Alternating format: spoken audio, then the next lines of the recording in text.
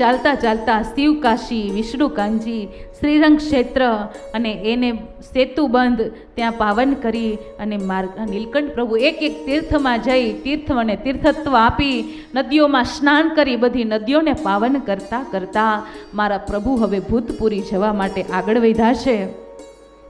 ધીરે ધીરે હવે ભૂતપુરી એટલે આમ બધા ડુંગરાઓ બધો પૂરો થાય અને ઘાટી તળેટી આવે. એ તળેટીમાં પ્રભુએ ચાલવાનું ચાલુ કર્યું છે. પણ એવું વાલાબેનો ઘટાદાર જંગલ હતું. કેવું જંગલ કે દિવસ હોય ને, તમે જંગલમાં હોય ને તો તમને ખબર ન પડે રાત્રિ છે કે દિવસ છે. એટલા ઝાડવા એકાબીજા સાથે ઘટાદાર એકાબીજા સાથે ગૂંથાયેલા અને એમાં ધીરે ધીરે નીલકંઠ પ્રભુએ આગળ જવાનું ચાલુ કર્યું છે. અને ભૂમાનંદી સ્વામી લખે છે, જતા જતા આવ્યું બીજું વન, દેખી ધૈર્ય રહે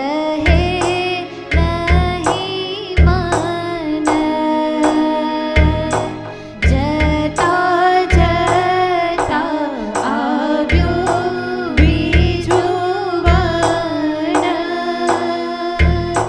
દેખી ધૈર્ય રહે નહીં મન. નથી પડને જળની રે ધાર, ચાલ્યા જાય છે ધર્મકુમાર. જંગલ છે, ક્રૂર પ્રાણીઓ છે, મોટા મોટા સર્પો આમ ગોળ એરા ફેણ ચડાવીને બેઠા છે, હિંસક પશુઓના અવાજ આવે છે. નીલકંઠ પ્રભુના ખુલ્લા ચરણ છે, કાંટા કાકરા સૂકા પાંદડા એ પ્રભુના પગમાં ભરાતા જાય છે.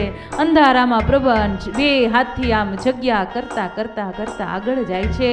પોતાની જટામાં એ વૃક્ષની લતાઓ એ ભરાતી જાય છે, જટા વિખાતી જાય છે. એમ ધીરે ધીરે પ્રભુએ આગળ ચાલતા ચાલતા વાલાબેનો 2 દિવસ જતા રહ્યા. 2 દિવસ જતા રહ્યા, નથી અન્ન મળ્યું નથી જળ મળ્યું. એમ કરતાં કરતાં પ્રભુએ શ્રદ્ધા રાખી ચાલવાની.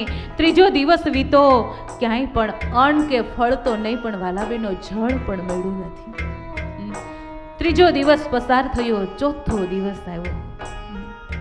4 દિવસના પ્રભુને ઉપવાસ થયા છે. અને છતાં પણ એ પ્રભુએ એમ કહેવાય છે કે અડગ મનના માનવીને હિમાલય પણ નડતો નથી. આપણા કલ્યાણને માટે મારા નીલકંઠ પ્રભુએ શ્રદ્ધા રાખી ચાલવાનું ચાલુ કર્યું છે. 5મા દિવસની સવાર પડી છે. હવે વિચાર કરો, શુકલ લકડી કાયા હોય, શરીરમાં કેવળ ખાલી નસો હતી, ચામડું પણ આમ હાડકા સાથે ચોંટાઈ ગયેલું અને એ ખુલ્લા ચરણે પ્રભુ ચાલે. 5મો દિવસ થયો અને અન્ન જળ પેટમાં, પેટ વાહો બંને એક છે. 5મો દિવસ થયો, ભગવાનને જંગલ ગોળ ગોળ ગોળ ફરવા લાગ્યું. કારણ કે પોતે મનુષ્યાકારે થયા છે, મનુષ્ય જેવી ભગવાન લીલા કરે છે. આખું આકાશ ગોળ ગોળ ફરવા લાગ્યું. પ્રભુને થયું કે હવે જો કંઈક ટેકો નહીં મળે તો અહીંયા ને અહીંયા પડી જવાશે. હવે આગળ કેવી કરીને ચાલવું? અને આંખો બંધ થઈ અને પ્રભુ છે એ જમણ ઉપર ઢળી પડ્યા.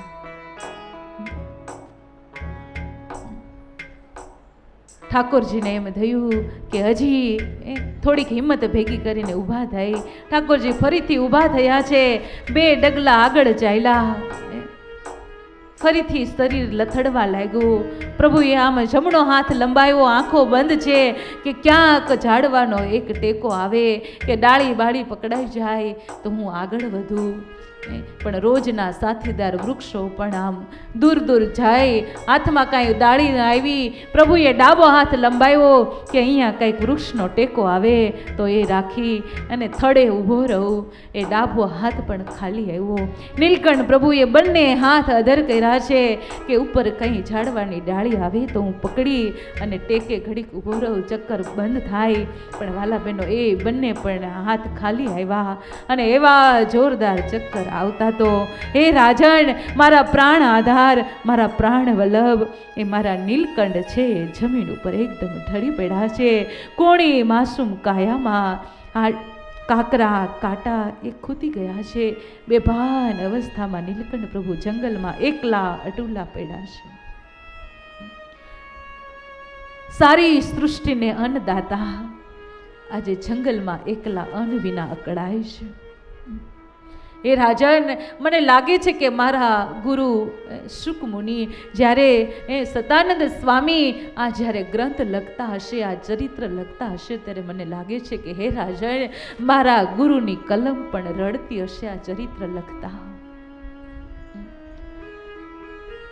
કમળથી પણ કોમળ જેના ચરણ છે એ જંગલમાં કઈ રીતથી પ્રભુએ રાત્રિ વિતાવી હશે. આકાશમાં અક્ષર મુક્તો દોડી દોડીને આવ્યા, આ મૂર્તિના દર્શન કરવા લાગ્યા. અરે પ્રભુ, અક્ષરધામમાં ક્યાં કાંઈ ખોટ હતી? અનંત મુક્તો આપની સેવામાં હે પ્રભુ હાજર છે, અને આપ આ ફૂટલા બ્રહ્માંડમાં આવી, આવા ઘોર જંગલમાં, આવી ઘોર અંધકાર રાત્રિમાં પ્રભુ આપ આમ અન્ન વિના ને શા માટે અકળાવ છો? એટલું કષ્ટ શા માટે સહન કરો છો? પ્રભુ આપ અમને આજ્ઞા કરો, હમણાં તમને ઉઠાવી અને કુણી માસૂમ ગાદલા ઉપર મૂકી દઈએ. અને ત્યારે ફાલાબેનનો મનોમન જાણે નીલકંઠ પ્રભુ મુક્તને એમ કહે છે કે હું એટલા માટે દુઃખ સહન કરું છું, એટલા માટે અન્નનું દુઃખ સહન કરું છું કે ભવિષ્યમાં મારા ભક્તના જીવનમાં કોઈ દિવસ અન્ન કે વસ્ત્રનું દુઃખ ક્યારેય ન આવે.